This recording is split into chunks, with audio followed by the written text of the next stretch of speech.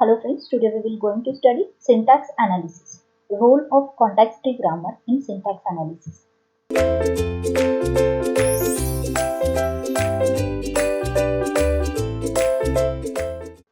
As we know, the syntax analysis is nothing but the second phase of compiler design, which comes after the lexical analysis.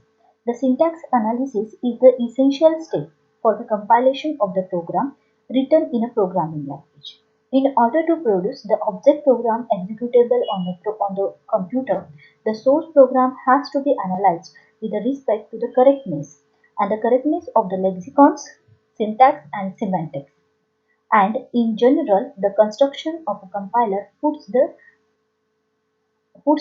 first rule, that is nothing but the analysis of the lexicon and analysis of the syntax, into the phase and the analysis phase. In the second phase of the analysis, obviously the syntax analysis is more important than that of the lexical analysis, though it is the base of the former. In the comparison with the lexical analysis, the syntax analysis has the more issue to explore. In the development history of a compiler, many researchers and the software engineers have devoted lots of their time and designed the method for the syntax analysis. So, in the syntax analysis, we can check that the particular programming syntax or the syntax of that particular program is as per the programming language or not. And after that, we can generate the parse tree. So, parse tree is normally developed by the predefined grammar of the language. And syntax analyzer also check whether a given program fulfills the rule of that particular context-free grammar or not. If it is satisfied, then the parser then create the parse tree of the particular source program. Otherwise, it will display the error message. So, the syntax analysis is the particular process after the lexical analyzer. The source program is given as an input to the lexical analyzer, which produces the token as an output. That token will be given to the parser after getting the request for the particular token. After that, the parser will generate the parse tree, which is nothing but the rest of a front end. And both the parser, lexical analyzer and rest of front end uses the symbol table for the analysis. And after the rest of the front end, the intermediate representation is generated. So, what is the need of the syntax analyzer? So, syntax analyzer is basically useful for checking the validity of the program, whether the program is valid grammatically or not. After that, this syntax analysis will help you to apply the rule to the code. Particular code is as per the rule set by using the syntactical analyzer. After that, it helps to make sure that each opening brace has the corresponding closing brace or not. It is also useful for each declaration has a type and that type must be exist or not. So in this way, we utilize the syntax analyzer. Important syntax analyzer terminologies are nothing but the sentence, lexemes, tokens, keywords and reserved word, noise word. Sentences are nothing but a group of characters or over the some alphabet. Lexemes are nothing but the lowest level of the syntactical unit of the language. For example, total or start. Tokens are nothing but it is just the category of the lexemes. Keywords and reserved word are nothing but it is called as an identifier or which is used as a fixed part of the syntax of the statement. It is a reserved word which you can't use as a variable name or an identifier. And noise words are nothing but the optional word which is inserted into the statement to enhance the readability of the sentence. After that, comments. Comments are useful for the documentation. It is represented by slash star and star slash or double slash. Delimiters are nothing but the syntactical element which mark the start and end of the program or the syntactical unit. For example, begin and end or opening brace or the curly brace, closing brace, curly opening brace and curly closing brace. After that, the character set it uses the ASCII character set and Unicode character set. Next one is the identifier. Identifier, it is a restriction on the length which help you to reduce the readability of the sentence. Operator symbols are also used under the syntax analyzer, and that are nothing but the plus and minus. These are the two arithmetic operations used for the syntax analyzer, as well as syntactical element of the languages are used for that. So now we concentrate on the parsing. Why we require parsing, or what is the need of parsing? This parser is useful for converting the string of the character to the data structure. So string of character is nothing but it is useful, it is easy for the human to write, and data structure is nothing but it is easy for the programmer to process with that particular program. So the particular slide contains the example of that parser. Carlton 49, Linker 48, and Backham 70. This is nothing but the string of the character provided by CSV, comma separated value, which is converted into the array of pair as shown into the slide. Please refer the slide. A parse also checks that the input string is bulk form, and if not, then that particular string is rejected by the parser. So need of parser, which help to detect the type of the syntax error. After that, it also finds where the error is present. It give the description of that error, means how clear and accurate description of that particular error is given by the parser. After that, how to recover that from that particular error is also given by using the parsing, and it doesn't affect on the compilation to the correct program. Also, it will reject the invalid test by reporting the syntax error. Now the next term is nothing but the context-free grammar. So what is the context-free grammar? Why we use the context-free grammar is nothing but context-free grammar is a superset of a regular grammar. It implies that every regular grammar is also context-free, but there exist some problems which are beyond the scope of the regular grammar. CFG is a helpful tool in describing the syntax of the programming language. Normally, the context-free grammar is nothing but a left recursive grammar that has at least one production of the tag. The rules of that particular grammar is also recursive. So the context-free grammar generally contains four components: non-terminals, terminals, productions, and non-terminals with a start symbol.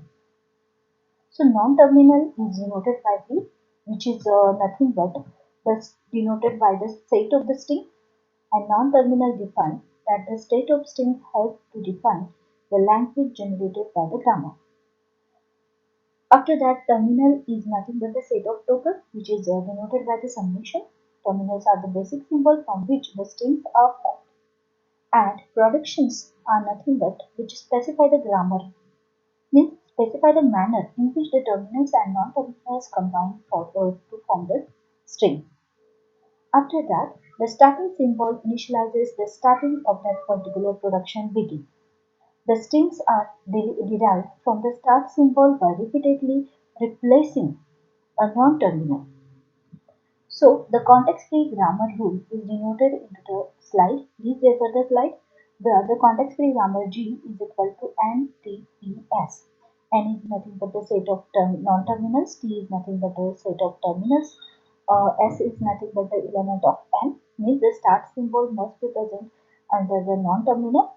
E is nothing but a production where the each element, the each form A is an element of the alpha, where the A is also present in the non-terminal and alpha is nothing but the element of terminus or the non-terminus union. So in this way we can represent the context-free grammar. And the example of representation of the context-free grammar is given into the slide.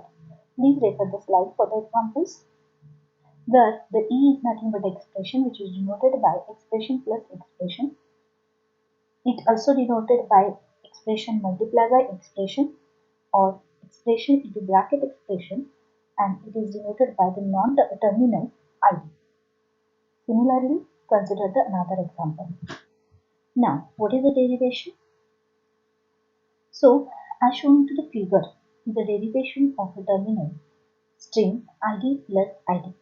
From that expression, we can derive the non-terminal ID plus ID from the expression E.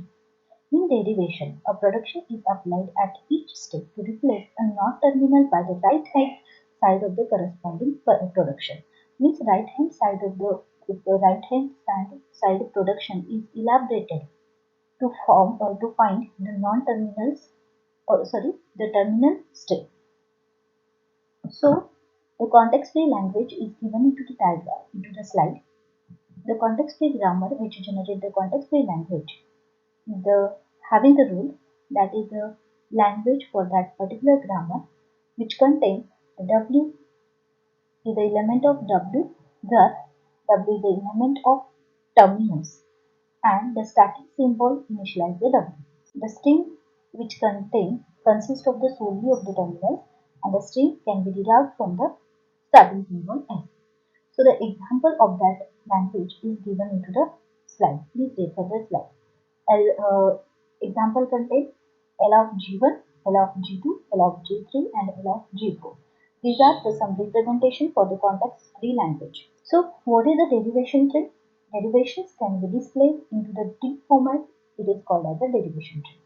So under that derivation tree, the internal nodes are nothing but the non-terminals, and the leaves of that nodes are nothing but the terminals. So corresponding to the each internal node A, there exists a production which is the element of the production, which has the RHS of the production begin with the list of the children of A, reading from the left to right. The string is solved from the left to right. So the derivation tree is contains the list of the label of all leaves read from the left to right. Okay, so this is the example of the derivation tree in which the derivations are given as implies small a, capital A as capital S or smaller, and A implies capital S, small b, capital A or capital S or small b a. So this representation as per the left to right recursion is given into the diagram, and that diagram implies the derivation tree. The derivation is also solved. First of all, the S starting symbol is represented by small a, capital A, S, capital S. After that, the A is elaborated. A is nothing but SBA. So we can elaborate the A, SBA. After that, capital S is also represented by small a. That is nothing but a terminal representation. We can represent it. After that, again the next level, S is denoted by the capital A, B is the small b. So it is a terminal, no need to elaborate it. After capital A is there, and that capital A is nothing but a non-terminal, we can elaborate it with the terminals B and A. In this way, we can solve the particular derivation by using derivation tree. Now, what is the leftmost and rightmost derivation? If each step in the derivation of the production is applied to the leftmost non-terminal, then it is called as the leftmost. And if it is applied as a rightmost, then it is called as the rightmost derivation.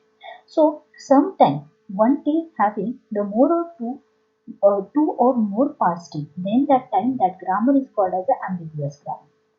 So, the particular diagram shows leftmost and rightmost derivation as example.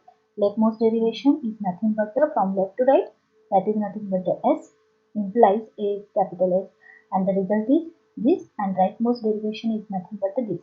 So refer the particular slide for the leftmost and rightmost derivation. After that, ambiguous grammar. As we know, whenever the particular grammar having two or more solutions, then it is called as the ambiguous grammar. So as shown into the particular diagram, consider the following grammar, which is a unambiguous grammar, and the statement for that particular is given into the slide. So statement implies if the expression statement, or if expression statement, else statement, or the other statement. These three statements imply the particular statement, then is a ambiguous. But the following equivalent grammar is not ambiguous. That is, in this particular statement, statement implies if expression statement, or if expression matches statement, else statement, match statement. Then that time, if expression match statement, else match statement, or other statement, then it is called as a unambiguous. So this particular ambiguous ambiguity is represented as shown into the diagram. There are the two syntax tree or parse tree which is represented and which provide the same result for the particular expression. So hence it is called as a one is solved by the leftmost and another one is solved by the rightmost. Both provided the same result. Hence it is called as the ambiguous grammar. But the equivalent unambiguous grammar for that is as shown into the diagram.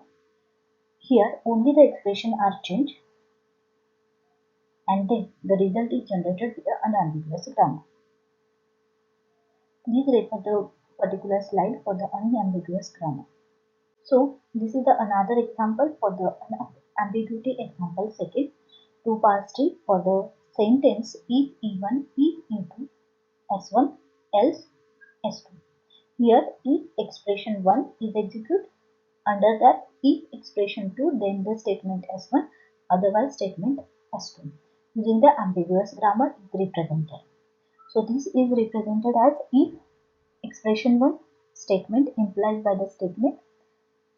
Again, the statement implies if E2, then statement 1, else statement 2. This is also represented as statement if expression 1, then statement, else expression statement 2.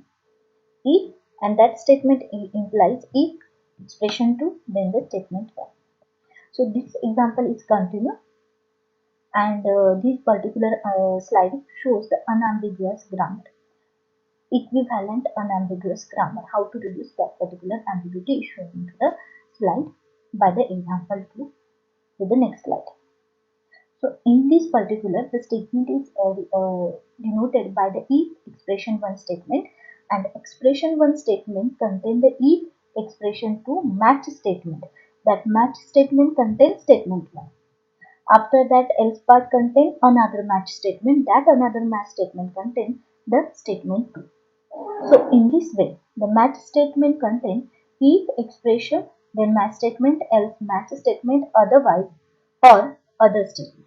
So this is nothing but the example of ambiguous. This previous shows the ambiguity in these two and this example shows the unambiguous grammar with some changes into the expression. So in this way, we study the syntax analyzer and syntax analysis with the CFG. That is nothing but the context-free grammar. Thank you.